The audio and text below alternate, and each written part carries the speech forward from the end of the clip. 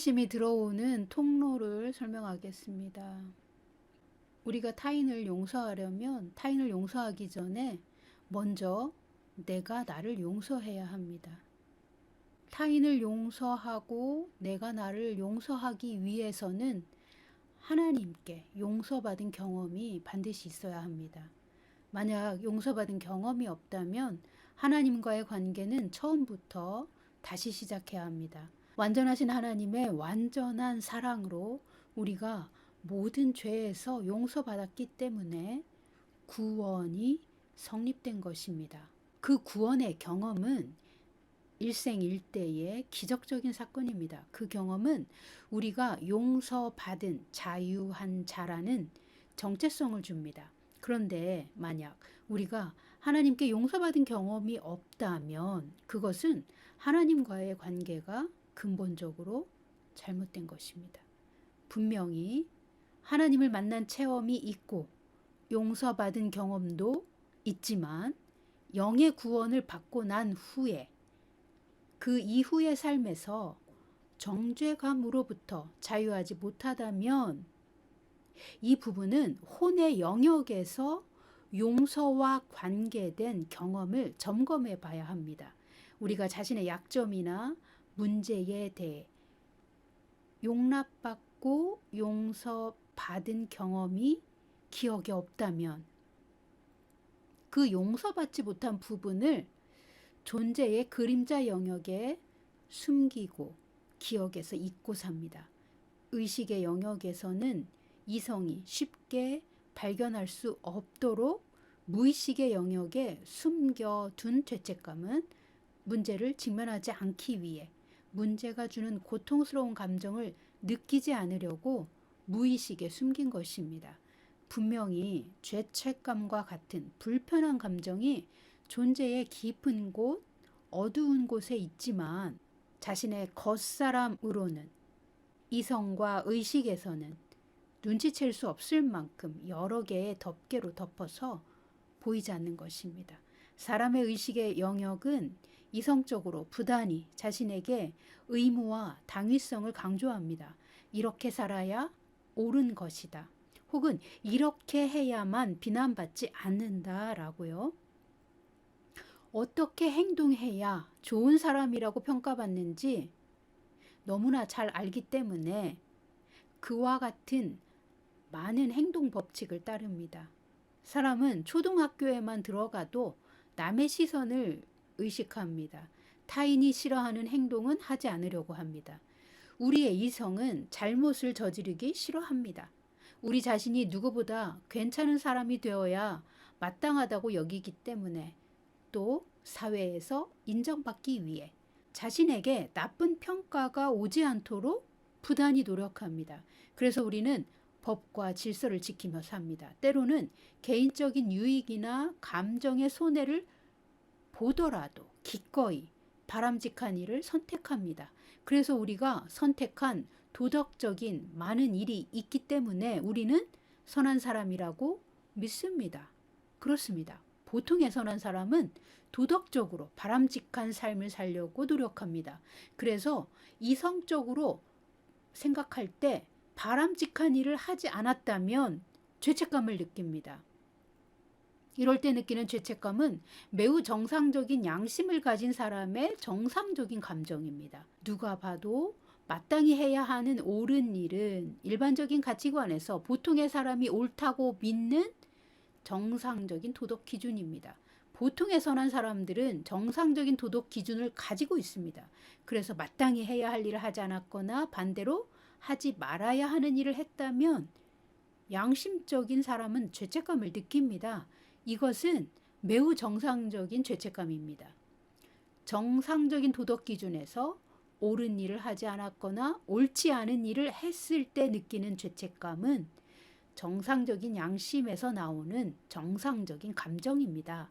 이 순수한 죄책감은 우리에게 반성할 마음을 주고 회개로 인도합니다. 정상적인 죄책감은 우리를 긍정적인 변화로 이끕니다. 그런데 만약 같은 상황에서 어떤 사람이 죄책감을 드러내 사과하거나 용서를 구하지 않고 자기 잘못을 꼭꼭 숨기고 있다면 도대체 어떤 경우일까요? 아마도 자신의 잘못을 인정하면 가혹한 형벌이 따라왔거나 죄인으로 낙인이 찍혀서 영원히 지워지지 않을 것이라는 공포가 있다라면 우리는 쉽게 죄를 인정하지 않을 것입니다. 그 죄라는 것이 비단 사회 질서를 위반하고 많은 사람을 해친 범죄 사실을 말하는 것이 아닙니다. 보통의 사람은 어린 시절에 사랑받고 용서받으며 건강한 보호와 훈육을 받아야 마땅합니다.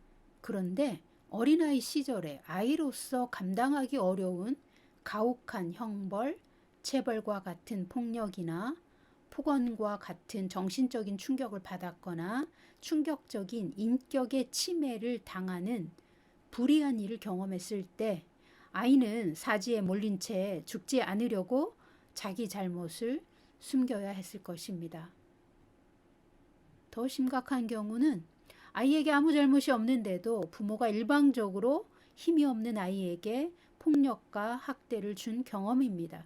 그 경험이 참혹하면 참혹할수록 그와 같은 가해자를 용서할 수 없을 뿐만 아니라 그런 일을 당한 자기 자신도 용서할 수 없는 수치심을 내면에 받아들입니다. 대부분의 가해자는 그들의 악하고 나쁜 행동을 정당화하는 거짓말을 피해자인 아이에게 뒤집어 씌워주기 때문에 이런 가스라이팅을 당한 아이들은 자신이 느끼는 고통을 가해자가 나빠서 가해자가 준 고통이라고 생각하지 못합니다. 자기가 무언가 잘못했거나 자신이 잘못된 사람이기 때문이라는 메시지를 받습니다. 지속적으로 억울한 일을 당하면서 가해자의 감정 투사와 가스라이팅하는 세뇌를 힘없이 받아들입니다. 그 억울하고 비참한 일 혹은 끔찍한 통증을 견디며 지내야 했던 아이들은 자신의 내면에 차곡차곡 수치심을 쌓아둡니다. 그리고 그 수치심을 느끼지 않기 위해 어떤 방법이라도 다 동원하여 자신의 고통의 덮개를 씌워줍니다. 아이들이 견디기 힘든 것은 폭력과 같은 학대를 하는 나쁜 가해자가 자기 부모이고 그 부모가 자기를 사랑하지 않는다는 사실입니다. 아이들은 자신이 사랑받을 수 없는 존재라는 것을 사랑의 관계가 깨어지면 아이는 존재할 목적이 상실되고 생존의 위협조차 받기 때문입니다. 아이는 살아남기 위해 자기의 문제를 이상화시키고 자기 생명을 죽지 않게 할 시나리오를 만듭니다. 그 과정에서 아이는 부모에 대해 혹은 자신에 대해 크나큰 수치심을 인정하지 않으려고 자신이 당한 고통스러운 사실을 부정하거나 거짓 시나리오를 만들어서 자기 자신을 설득시킵니다. 부모의 악행을 합리화하고 대개는 가해자가 세뇌시킨 거짓말을 믿는 것이 가장 안전하다고 믿습니다. 학대받은 아이들이 신체적, 정신적으로 고통을 느낄 때 아이는 그 고통을 준 부모를 나쁘다고 생각하는 대신 부모가 내게 잘못한 것이 아니라 내가 고통을 느끼는 것은 순전히 내가 잘못했기 때문에 혹은 내가 재수없는 아이이기 때문이라고 부모의 학대를 합리화시킵니다. 그러면 부모가 나를 미워하고 거절했으며 나의 생명이 위협받고 있다는 충격과 공포를 인정하지 않아도 되고 뭔가 내가 잘하면 달라질지도 모른다는 헛된 희망이라도 붙잡을 수 있기 때문입니다. 게다가 폭력적인 부모가 간헐적으로 애정을 표현하면 맞아, 내 부모는 나를 사랑해. 단지 내가 뭔가 제대로 하지 않기 때문에 화를 내고 있는 거야 라고 확신하며 안심합니다. 상황이 조금 다른 경우에도 같은 고통이 있습니다. 부모와 함께 살았고 물질적으로 많은 공급을 받았어도 내 부모가 나에게 올바른 사랑을 보여주지 않았다는 것을 인정하는 것은 누구에게나 매우 두려운 일입니다. 어른이 되어서도 인정하기 어렵습니다. 어쩌면 죽을 때까지도 인정하려 하지 않습니다. 그런데 내 삶에 일어난 사실과 진실을 부정하면 우리의 내면은 겉사람과 분리가 일어납니다. 겉사람은 어떻게든 다른 이에게 보여주고 싶은 모습으로 살 수 있습니다. 그러나 우리의 내면은 고통을 해결받지 못해 발악을 합니다. 숨만 쉬어도 고통이 출몰합니다. 고통의 원인을 아무리 합리화해도 고통은 사라지지도 않으며 해결점도 얻지 못합니다. 정신과 심리의 고통은 몸이 다친 것과 같은 통증을 줍니다. 통증은 존재하지만 상처를 볼 수 없는 정신 심리의 영역은 그 고통으로 인해 자기 존재를 부정적으로 보는 이유가 됩니다. 몸의 통증은 치료가 필요하고 인과관계가 분명하게 밝혀진 통증이라서 어떻게 해야 할지 대책이 분명합니다. 그리고 치료할 수 있습니다.